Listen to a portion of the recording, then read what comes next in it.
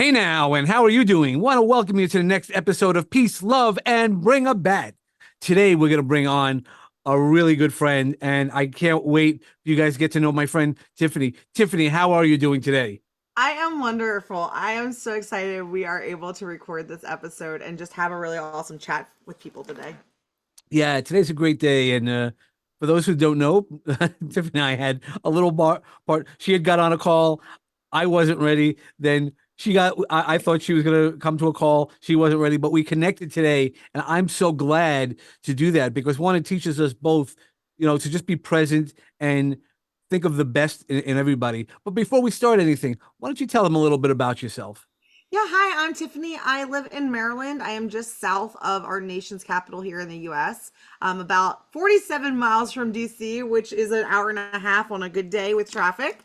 And before anything else, I am just a woman who is here living her best life, living every day to feel joy and energy and gratitude, and who's on a mission to heal our nation's relationship with food and exercise so that future generations never need a diet to feel healthy in their own bodies.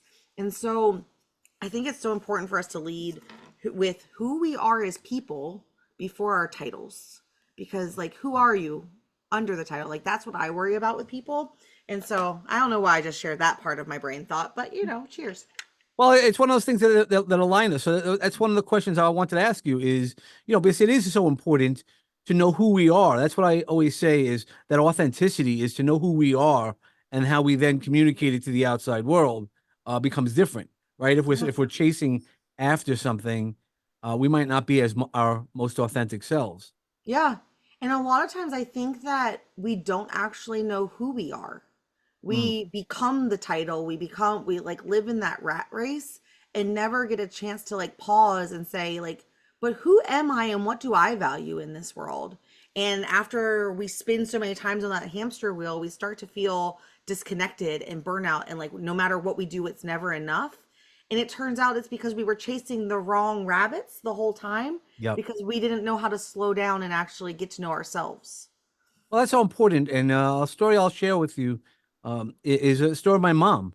So my mom, got married in her 20s, as you would do in the 60s. That was just, traditionally what happened. That didn't Mm-hmm. have to happen. But then she became a wife. So she became somebody's wife. Then eventually I came around and she became a mom. And my sister came around, still became a mom, became a teacher, and then became caregiver to her parents, my both sets of grandparents, as well as my dad as he had gotten older. And I remember talking to her at 72 that I said I'm going to take over now all responsibility for my dad because she just couldn't handle it anymore. She broke, even though she was younger. You just break carrying that piece. And I go, who do you want to be? I go, I know this is, sort of at the end. And I go, but what do you want to do? And I saw a deadpan face. She had no idea that that's even an option. And, and that's the question I want to bring back to you since it just came up that way. How do we stop being a title? Yeah. I really, really, really, I love that question. I don't think anyone's ever asked me that before. And I think if I were to take a step back and say, how do you stop being the title? I think the first thing you have to do is just with your pen and paper is to just write down everything that makes you you. Like what lights your soul on fire? What do you do for fun? Where might someone find you on a Saturday? If you had nothing to do today, like what would you actually do? Who are you? And then from there, it's what's my definition of health? What does healthy mean to me? And then it's what do I want my relationships to look and feel like? How do I show up in a relationship? How do I want to show up in a relationship? How do I want other people to show up in those relationships I have? And then it's like what's my relationship with the way I earn money? What do I want that to look like for my career? What kind of career do I want to have? Am I someone who's clocking in for a paycheck, or is there a path that I'm striving for? Neither one are a right or wrong answer, but it's unique to you. And then you take all those pieces together, and that's who you are.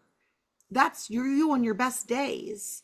And Mhm. that's the person every day you want to like tap back into and becoming. And a lot of times I work with people and we do this exercise. Actually, I've just never been asked it in that way. I do this exercise with people a lot Because a lot of times women will come to me for weight loss, and it's like, okay, sure, yes, we will work on you becoming your healthiest self. But who are you? Who are we trying to become? Who do we want to be? And they pause and they're like, no one's ever asked me this before.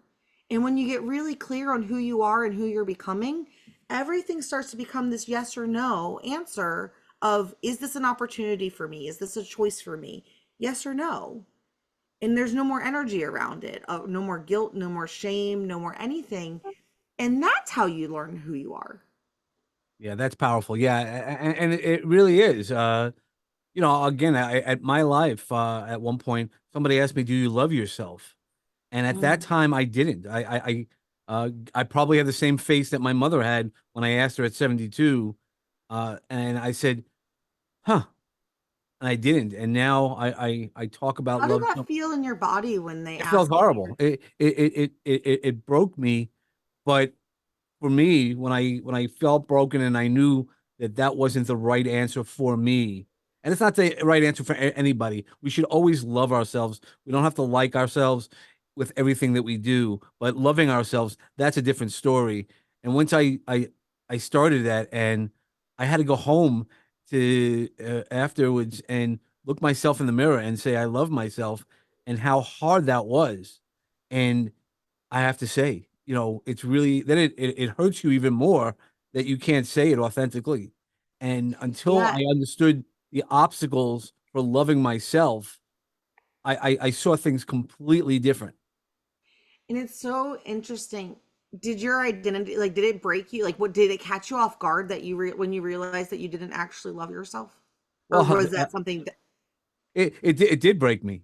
So to be honest, it did break me. I was already where you're broken. like, It- how do I not love well, myself? I don't like well, this it answer. was right after my suicide attempt, and that was one of the questions that I was asked, and I was like, again, it was such a different concept that I had never thought. I've spoken about love. I thought I was in love until I saw things differently. Um, and until you really look yourself in the face, and that's where I enjoy those conversations with myself, because that teaches me something. And I love the hard conversations when it comes out. We learn so much about ourselves just by those simple questions Oh my sometimes. God, Jess. You just reminded me of a story in my own past that I don't think about very often. But there was a time where I found myself a survivor of domestic violence. Mm. And it broke me to realize that, because I was this strong, independent woman. I was a six-figure earner. I was an emerging leader. I was doing all the things. And I got blindsided with a partner after a relationship ended who put their hands on me. And I really struggled with it when, when things like that happen, there's a lot of resources you didn't know existed. And Oh me yeah. being little miss, like, take every opportunity, follow the rules, when the police officer gave me the card for a counselor, I finally called because I was like, oh, I'm supposed to do this, right? And that counselor handed me a list. She was like, so how does it feel to be a survivor of domestic violence? And I was like, I'm a strong, independent woman. What are you talking about, domestic violence? He didn't punch me. He just body slammed me on the ground and pulled my arms behind my back and was like, I'll leave that there. But I resisted it. And she paused and I was like, I am not someone who experienced domestic violence. That was just a temper tantrum of a man child. And she handed me this list of things that actually classified as domestic violence. And to realize that I was in a relationship for 6 years as this strong, independent woman, that I allowed someone to mentally, emotionally, and verbally abuse me without me even realizing it, completely broke my identity, because I didn't know who I was anymore. Because Mm. I thought I was this strong, independent woman, and I let this happen to me. I allowed that kind of treatment without even realizing it. And I had to do a lot of work in that, of just realizing, like, oh, those were the signals that I was ignoring. Those little flutters in my stomach when I just let a comment roll off, Hmm. or didn't pay much mind to it, or just be like, I don't really like the way you're talking to me right now, and went about my business trying not to give it energy. But it's like, oh, there were lessons and skills, not that I'm Everyone's in control of their own hands. I was not the reason that person lost their temper. That was on them. Yep, for But sure. like there were lessons in that of skills that I hadn't developed, and me being afraid to like rock the boat because I didn't want to rock my relationship. Those were things I had to learn and grow into, and it felt really uncomfortable and icky. Kind of like you were saying a little bit, like learning to love yourself. It's like I had to learn how to hold a boundary, not just enforce a boundary. And that was really uncomfortable for me because it shook my whole identity. Yep. No, sure. I've been, I was a yeller in my Mm. relationships and not realizing it, and because I would never raise a hand, so never did I raise it. The only woman who could say I ever raised a hand was my sister, probably when we were 12 or 14, maybe. Maybe. I mean, That probably. brotherly quote unquote love. Yeah. I mean, there was no punching. There might have been pushing. But still, no defense. I'm not here to I was a make my people self-defense. pleaser, right? I was a people pleaser. I wanted everyone to feel loved, and I didn't realize I was sacrificing myself in the process. And Yeah, that, and that's what happens. I felt I was always in a situation. I always cared about everybody else's happiness, and because of the things that I experienced as a child, and even as an adult, it triggered me, and I would yell. I would vent until I knew that that was even wrong. And I'm a different person than I was, and it's a huge difference. And the great thing is when you're able to disconnect those triggers, it's a completely different life. Like I have an ex-wife who likes to push buttons, and at the end of the day, I just sit there and I go, okay, and she's still trying to push the old buttons, and I'm like, it's yep, okay. And that's just an instance. I have other people who try to push buttons. When they go, come on, Mary, come on, just tell us really what you mean. I go, oh, when I'm angry, yeah, I'm angry. I still feel angry. I might yell less, and there's yep. still times I will yell. I it's a I'm a work in progress like everybody else. It's funny that you say that. Push the button. That's how I ended up in the situation I did. I was no longer entertaining someone else's temper tantrums. And I was like, I'm not doing this Right. with you. Yep. And they didn't know how to regulate their own emotions. And it came out like a 5-year-old would with their sibling when things weren't going their way, except for we were grown-ups and Right. it wasn't okay. For sure. Yeah. But I Well, don't, I'm trusting and I'm really big on intuition, and I have no idea why that story came up today, but I trust that there's someone who's listening to us right now that needed to hear that, that I- I went I'll through be that honest with with you. So, them. I've always been vague. So I needed to hear that story, in some ways, because I need to admit that, the yelling I did was not great. And I've done that, and I've done that to the people who were affected, and I've tried to make amends where amends were able to be made. But I think we all need to do that. So recognizing ourselves as part of this, and that's where I want to go to the next, not only to beat ourselves up, oh, these things happen to us, because those are No. very valuable stories. But the next level that I always talk to people when I do speaking, don't only worry about my story. Let me tell you about the resources that I found. So I'd love to know your resources that you found to become who you are and what you do. Yeah. One, that story we just talked about Mhm. taught me to always trust that feeling in my stomach. Mhm. That's my intuition, that's my gut. And I spent so much time thinking worrying I was just being dramatic or too sensitive, or that I just didn't know how to do hard things and I just needed to push through. And so I always ignored those weird feelings in my stomach. And when I look back in time, I may not have had the facts and the actual physical proof for why my stomach said this isn't right for me, but it was always right. And so, like, that led me down this path of what would happen if I always trusted my gut. And I got really curious about what those different things meant in my body, which led me from I was someone who I did all the diets, all of them. I was counting calories, points, color coded containers, no carb this, all carb that, carnivore, paleo, you name it, I did it. And around that same time, I realized that I didn't want to be dieting my whole life. And so if I took the same philosophy of I'm always going to trust my gut when I'm in situations, when my stomach says go for it and I didn't know how I was going to actually show up or execute the thing, but I would just jump in. And when my stomach said this isn't the right situation for us, I'm removing myself. What if I did that with the way I ate? Mm, And I learned that intuitive eating wasn't just this thing of eat whatever you wanted. It was actually learning how to listen to the whispers and get to know my own body. And when I started paying attention to how I felt when I was eating, all of a sudden, all these foods that I used to like anchor into and fight so hard to keep, all of a sudden it was like, you know what? That's not for me. I'm good. Because I didn't like the way they made me feel. And that came from me learning how to trust my gut in that situation that we talked about with the ex who put his hands on me. I don't know that I've ever put that two and two together from that story to how I became an intuitive eater and why I feel so passionately about it. well, see, you needed to be here as There it well. is. You There, know trusting that's my what. gut led us to this part of the conversation. Well, and then part of that conversation is I'd love to know, did you communicate that to your partner before? Obviously, putting your hands on somebody. So let me just make sure that's completely honest. Like that, there's no communication No, about I that. know Okay, what you mean. okay. I know what you mean. I meant when you started feeling the gut feeling, because that was No, one of the things I didn't do when I felt things weren't right. I didn't communicate it at all, no, and then when I did no. communicate it, I didn't communicate it clearly or in an effective way. Yeah. No, not at all. And there was two things for that.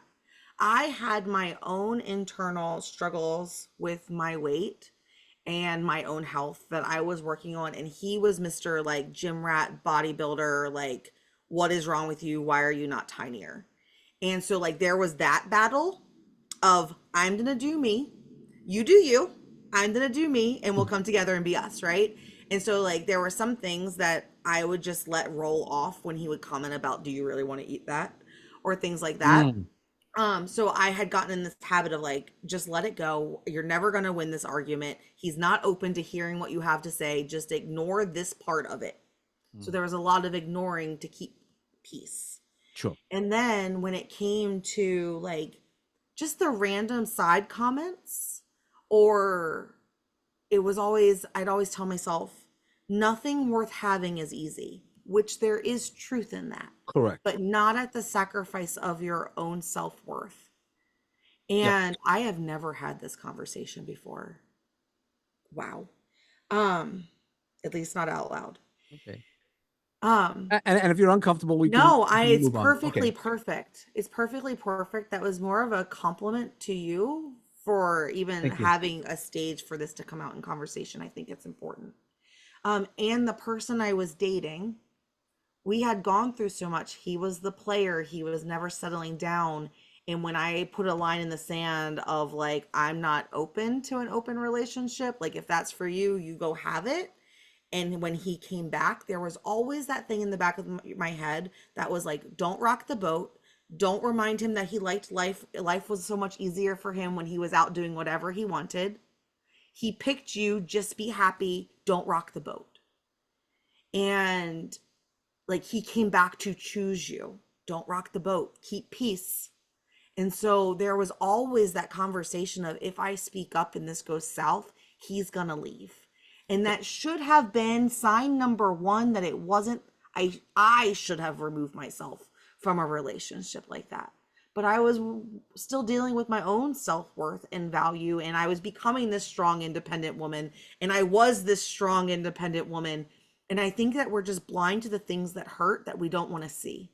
Well, I think something is scary. So just that sharing of that story, I felt the opposite. So as a man who there was no physical abuse in the relationship, but there was a lot of lies that were told and not necessarily not by me.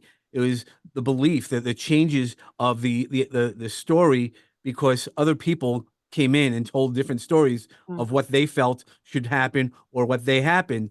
And here I was at that time as somebody not, you know, they're lying. Like, how do I get through the lying? But I'm living there through the lies and I see the people lying and wow, it's frustrating. And then also, and I just recently learned this. though I knew I was a protector. I definitely am a protector. You know, you can, nobody will mess with my people in front of me. That's just what I do. But I didn't realize that some of that was due to my insecurities.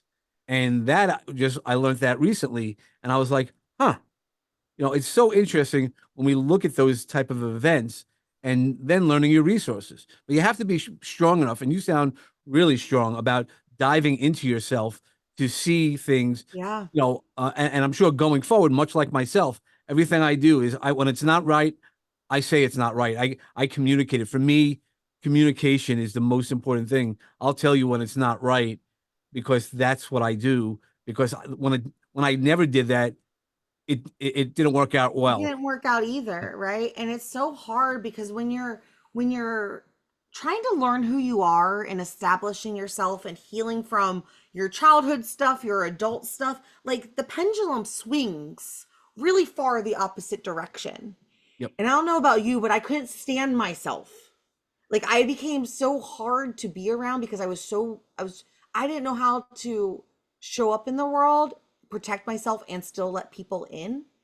And I had to learn that it was okay to give myself space to find my new normal of where Mm. my new line in the sand was of what those feelings meant, what conversations looked like, how to have a healthy conversation that didn't turn into a fight, or how to remove yourself from a conversation where the other person wasn't really receiving the messaging and Right. how to come back to it.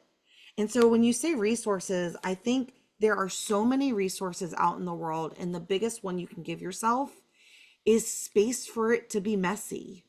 Yep. That. Space for it to be messy and space to ask yourself, like, time out. Well, I learned at a really young age to regulate my nervous system with food. Mm. I didn't have the tools. I didn't have a toolbox full of coping of things. And so my coping mechanism was food. It lowered my blood pressure. It made me feel safe.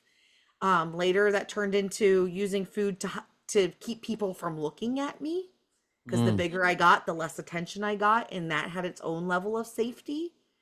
Um, and so like give your self space, and when you catch yourself in a moment, giving yourself permission to just pause, pop up big picture so you can see what's really happening, and then say, okay, what's the best thing I can do for myself right now? And that little pause is so much power. Man, the practice of the pause. I mean, that's and there's a lot of power in the pause. You know, Yes. and that's one of the things that I teach is how to pause, even slow your brain down enough that while you're in the instance, you can see it all happening. It's But taking you out of that fight or flight so that you can like yep, figure out what's right that's for you, not that reaction, defensiveness, yep, for right? sure. So Yeah. powerful. Yeah, it's been a game changer because now again when I say I disconnect the triggers, I do that, but also when something else might trigger me and somebody's in my face, I still am able to remain calm and just I hear myself just calm down. And this is what's happening. This is not about you all the time, Dave. This is all about somebody else. And I did that recently. I had a confrontation. Somebody came to me and they were like yelling in my face. I don't think this is right. I go, okay, just know that I still love you. And if you need to walk away, that's okay. And they're like yelling and screaming and walking away and getting upset. And I'm just like, I was affected. Don't get me wrong. But You're human. based on the way I was able to reset myself, I'm like, I could not have done that years ago. I wouldn't have done it. I would have fallen to pieces. I might have even got in their face. It might not have turned out as well as it did. Yeah. So, so good. And I think it's just underestimated. It's so funny because, like, here I am. I am a holistic wellness coach. I am out on a mission to heal our nation's relationship with food and health and exercise, help people find their healthy and shed all the extra weight that their body wasn't meant to carry. Yep. And so often people like, you'd think that we'd be sitting here talking about like food and exercise, but your health is literally everything but. Like food and exercise is such a tiny piece, yet it gets 100% of the focus in the $1 trillion weight loss industry.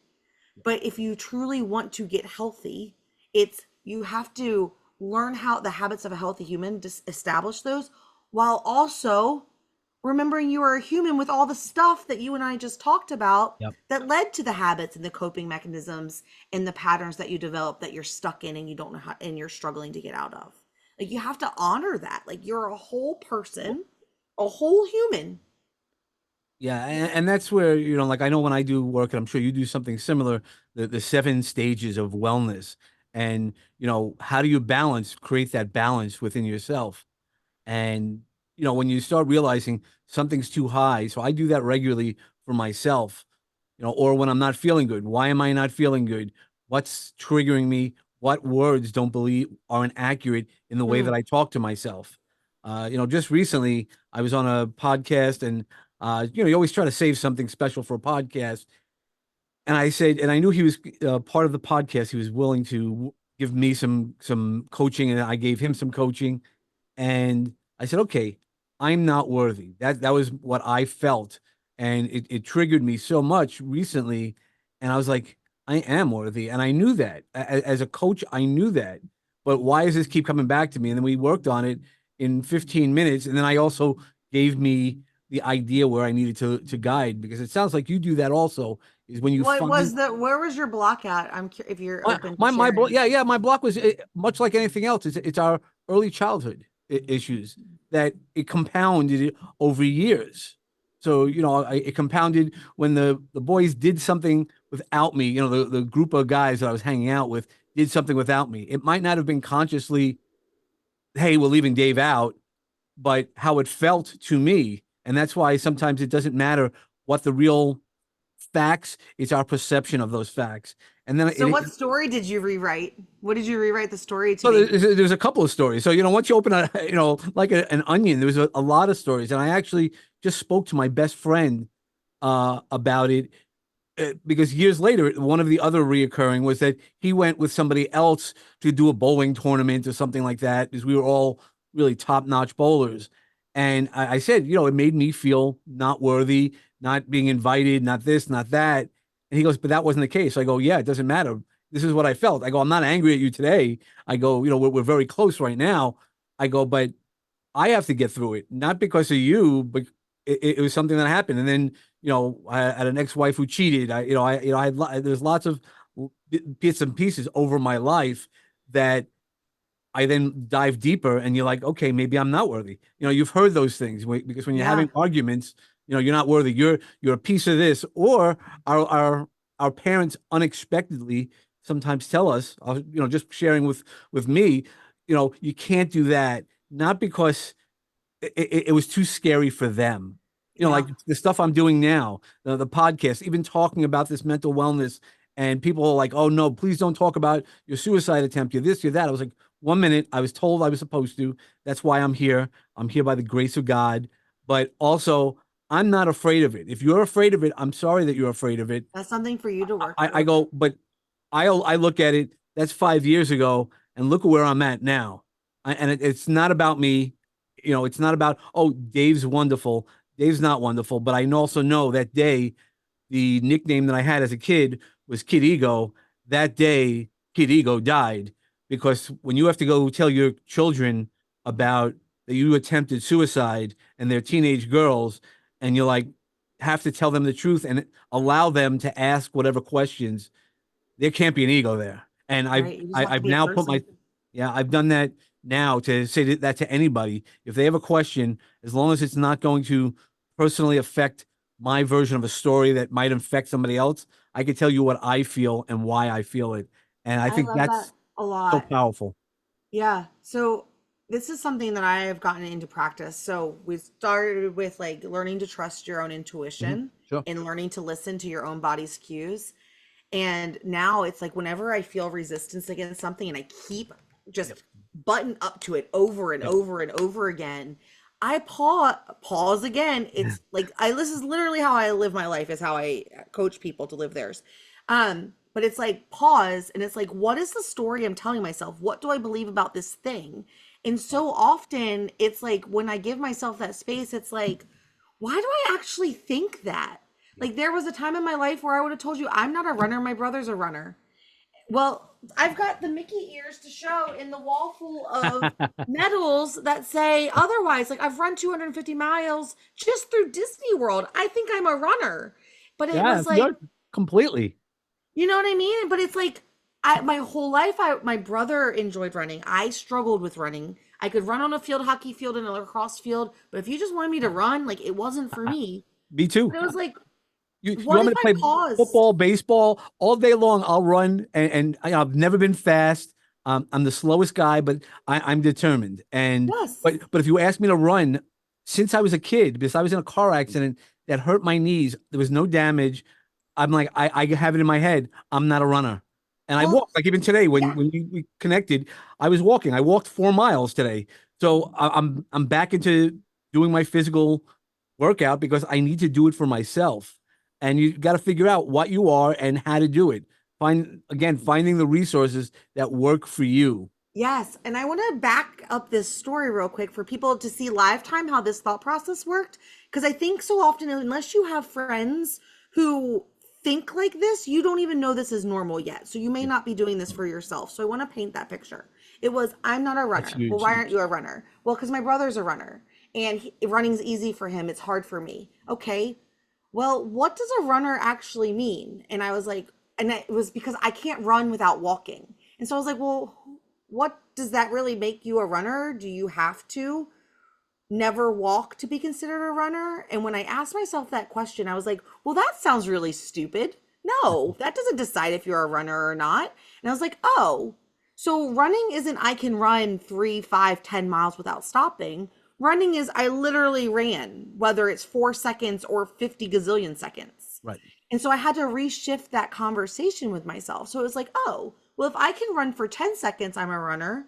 What would happen if I just let myself run for 10 seconds, walk what I needed to walk, and then run again? And over time, next thing you know, the time I was running was getting longer and easier. And my recovery was enjoyable because I was no longer hating myself for needing to walk.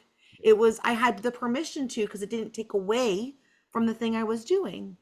And so the same thing, it just happened for me a month ago with speaking. I had been telling myself a story like, you're not a speaker, you don't know how to give presentations, right? And when I finally paused, I was like, Tiffany, what lies are you telling yourself?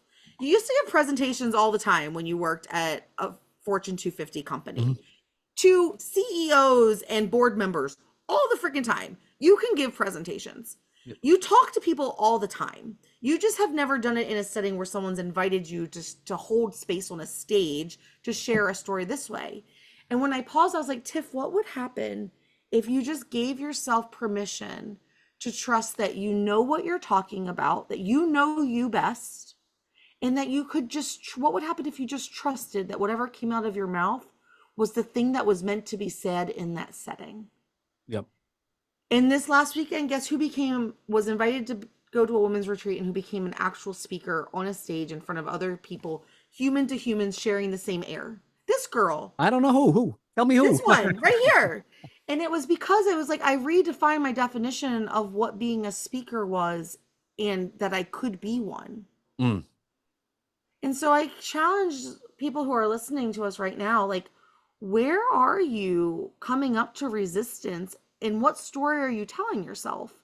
And if you can pause enough to take a step back, is that really true? And what could you make it mean instead? How do you flip the script for it to work for you? Because we are literally the ones that are writing the tomorrows for ourselves. For sure. And so like if you get to write tomorrow, then do it. Redefine what today looked like and figure out how you're going to show up tomorrow. And maybe that means that you learn how to heal your relationship with food and exercise and actually become a healthy person and stop talking about it and stop chasing diets here and there. Maybe you want to become a book writer. So what do you need to do that? Maybe you're looking for a promotion in your job.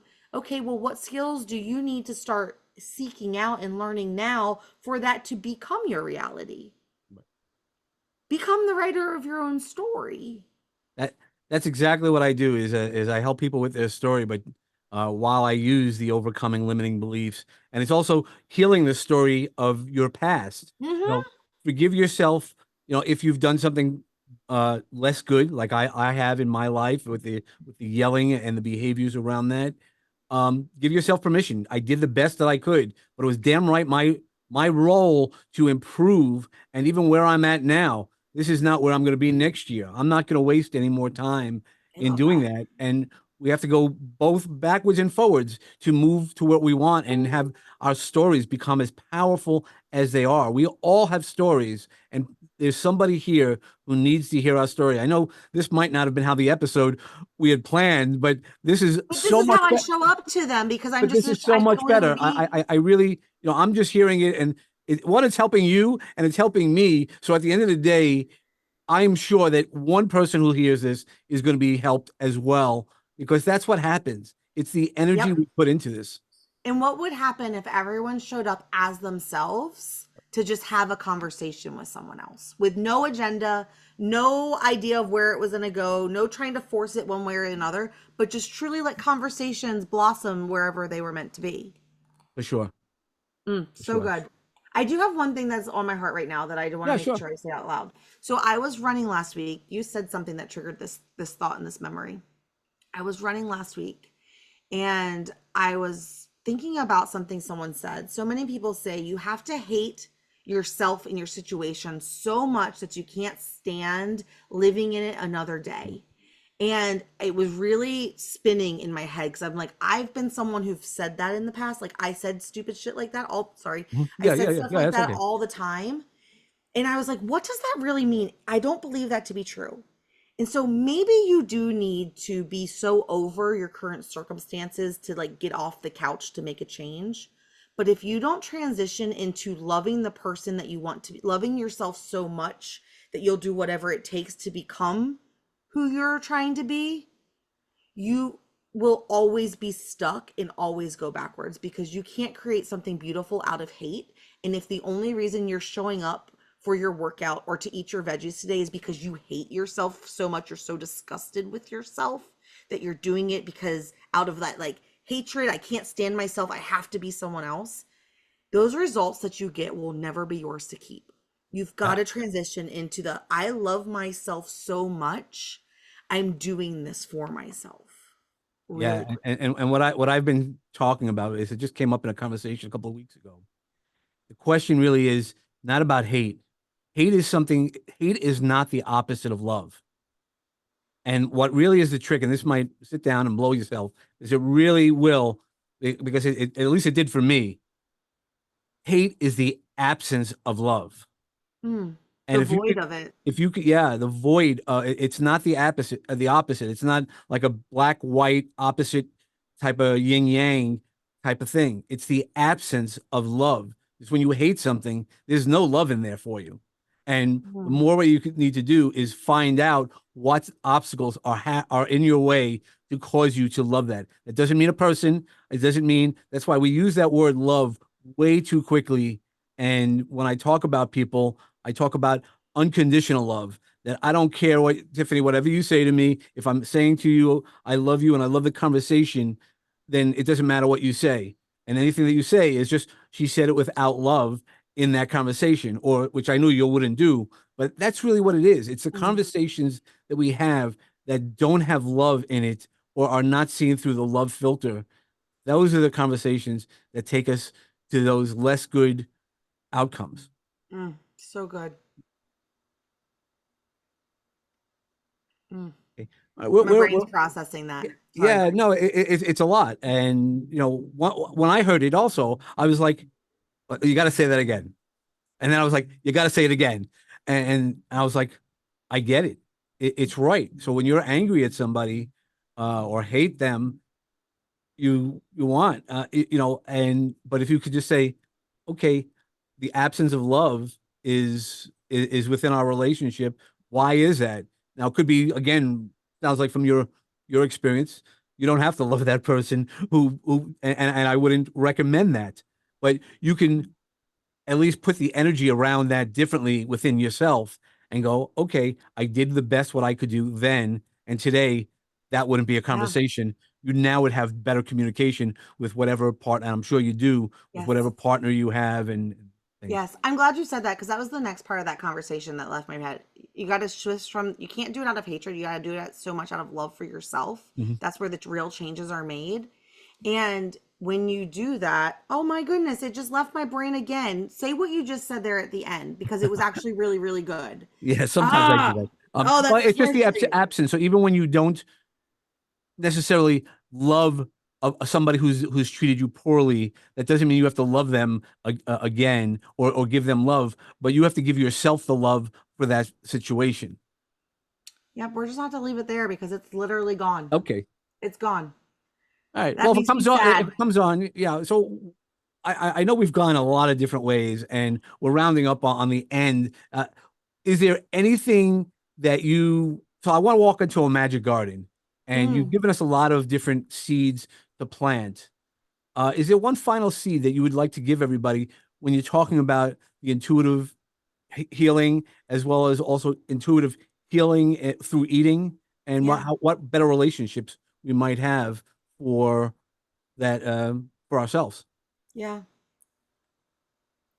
If you can love yourself enough to make the best choices for you, and you can tell yourself to take it just, I just have to take it one step at a time, Mm. you can do so much more than you know you are capable of. Literally everything, whether you're running a race or walking a race, everyone crosses that finish line the same way, which is one step at a time. And so like don't undervalue those tiny things that feel so heavy and so insignificant. Just trust that you're moving in the direction to your next right choice. And Nice. what would happen if you just trusted yourself that you just know you will always know the next right choice to take and let that guide you where you're going? Boom. That's Mm. awesome. Thank you so much. And thank You're you so much for this welcome. conversation. This went in a million different ways, but I really feel that there's a lot of That's value in it. life. Real And, life. yeah, for sure. So thank you so much. How can everybody contact you to Yeah. get some healing? Yeah, if you are someone who is also on a mission to like leave weight loss in the past and just focus on your healthiest self, message me the word healthy over on Instagram or Facebook, and I will invite you in to our community. It's totally free. It is for people who want just that, like are over the diets, over just brute force to get results, but are looking for this more holistic way of living their life to paint a better future for their children. Like I said, message me the word healthy and I will bring you in. It is such a great group of humans who are out there just trying to change the world one bite and one step at a time. Well, thank you so much. And we definitely will. And we'll make sure that's all in the show notes as well. Cool. And Thank you. And for everybody else, as always, bring peace and love into your life and understand the absence of love and what obstacles you do are. And when you do, bring a bat. And by knowing your boundaries, knowing exactly what your sweet spot is, what are the things that you want to knock out of the park. So I wish you all well. Have a great day and God bless.